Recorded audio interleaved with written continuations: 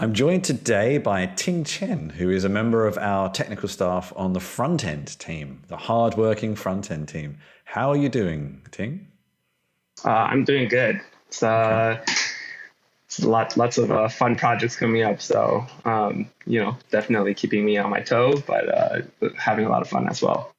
And where are you joining us from? Which hub or city are you based in?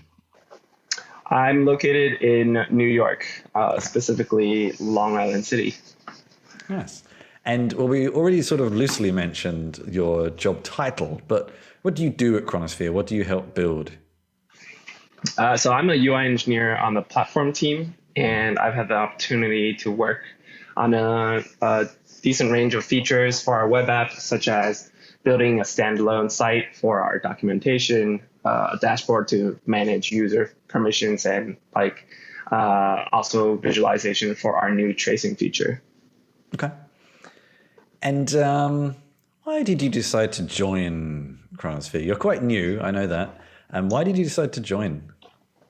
Yeah, so for quite some time, I've always wanted to work at a startup company, but I've also been pretty picky with the startups that I want to join, since I've seen a lot of these startups basically struggle for years before finally simmering out.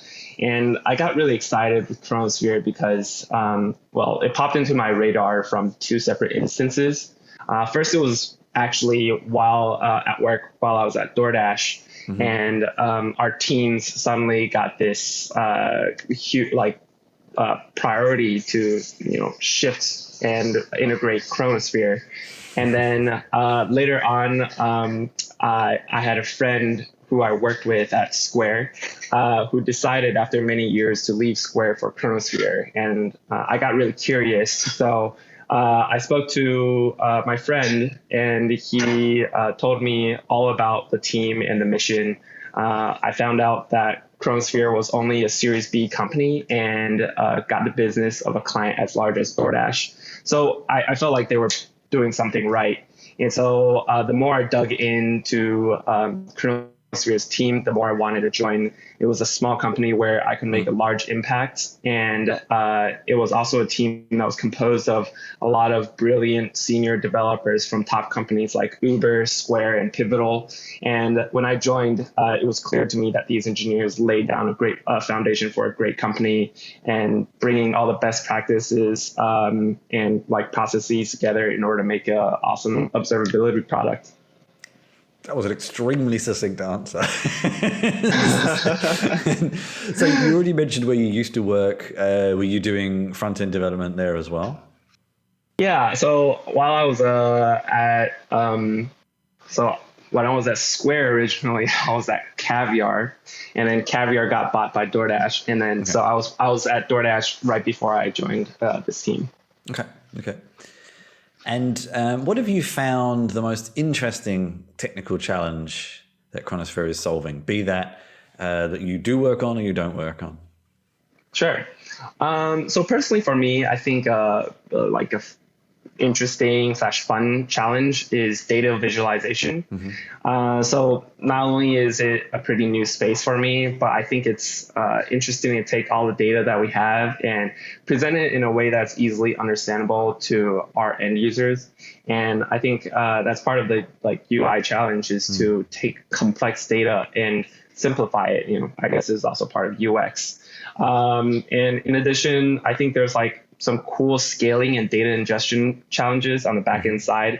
And I'm not working on this personally, but there's just so much complexity over there. A lot of it, honestly, is hard to get my head wrapped around.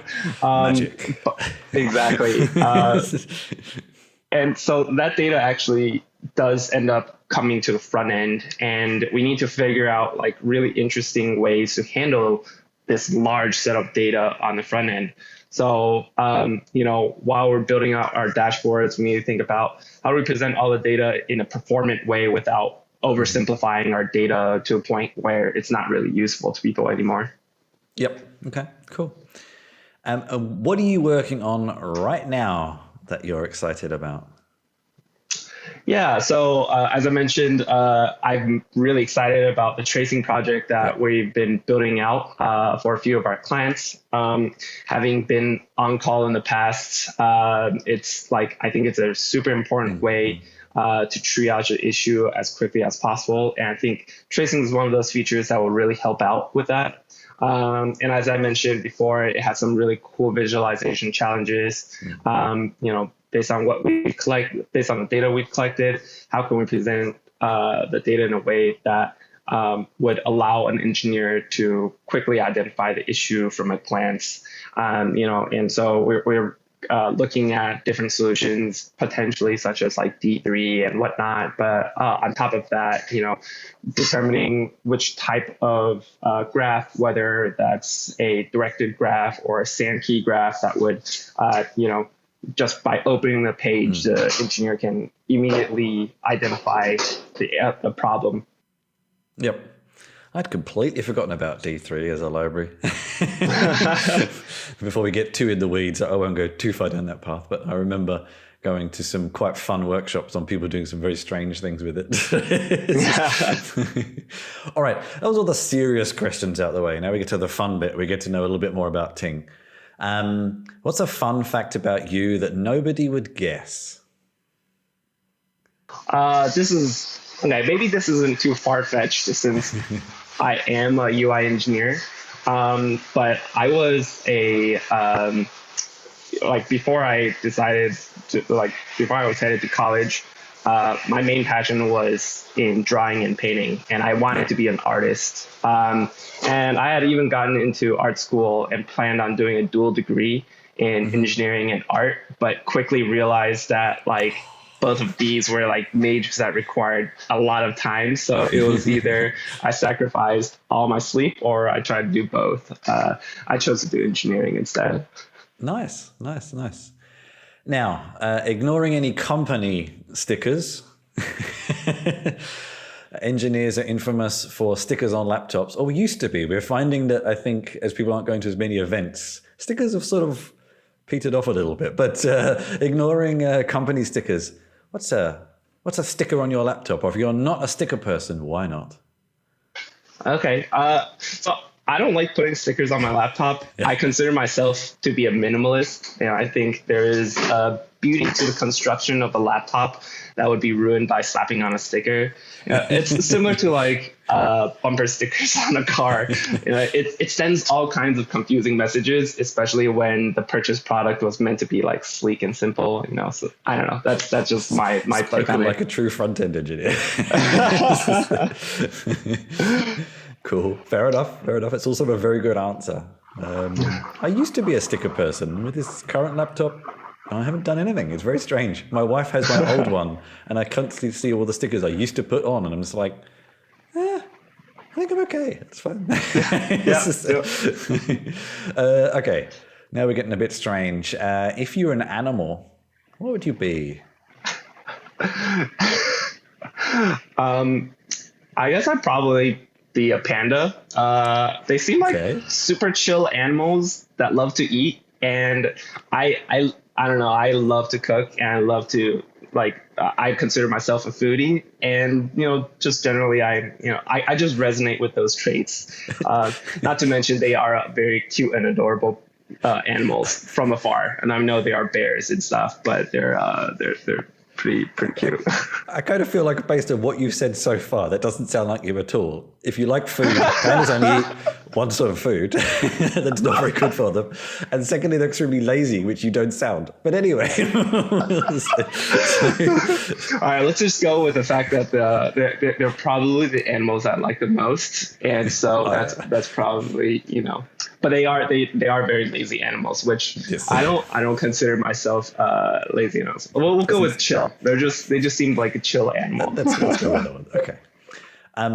Apart from a panda, who is someone you've considered a role model, and how have they helped guide you in your life or in your career?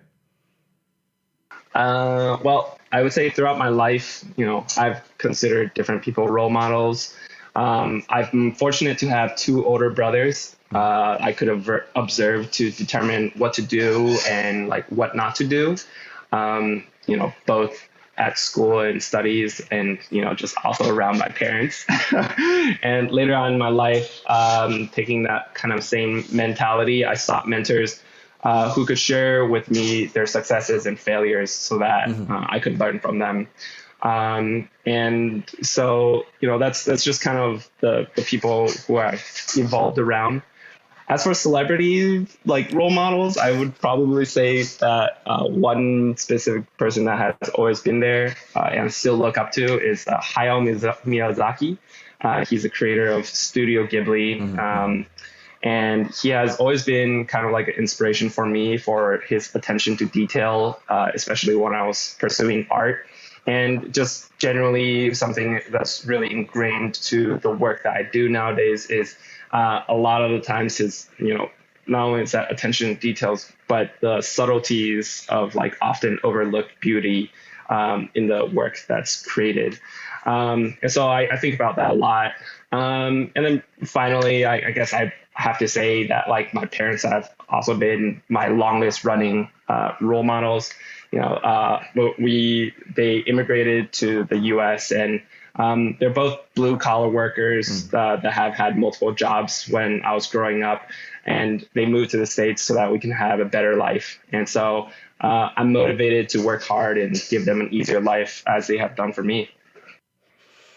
Excellent. Okay, one final question that could be from one of those role models or could be completely outside of those. What's a quote that you reflect on or that you mention a lot to people that motivates you? I think a quote that motivates me a lot has been said in many different ways. And I think recently I've probably seen it again on, I don't know, one of the social medias or something like that. But I think that quote is like, you don't have to be great to get started, but you have to get started to be great. And I think it falls under the same vein of like, a large task can be like very daunting at first, but once you break it down into smaller pieces, you can start tackling that and eventually conquer that large problem. And I think this is very true for almost all engineering, like technical challenges. And, kind of reflecting to some of the things that I felt, at one half like intimidated and the other part like excited. Data visualization is a core part of our product and something that I didn't do a lot of. And it's definitely something that I'm not an expert at, but I'm confident that as long as I get started and learn something new every day, I think I'm going to be pretty proficient at a cool new skill. So, yeah. Excellent answers. Okay. Thank you very much for joining me, Ting. Thank you, Chris.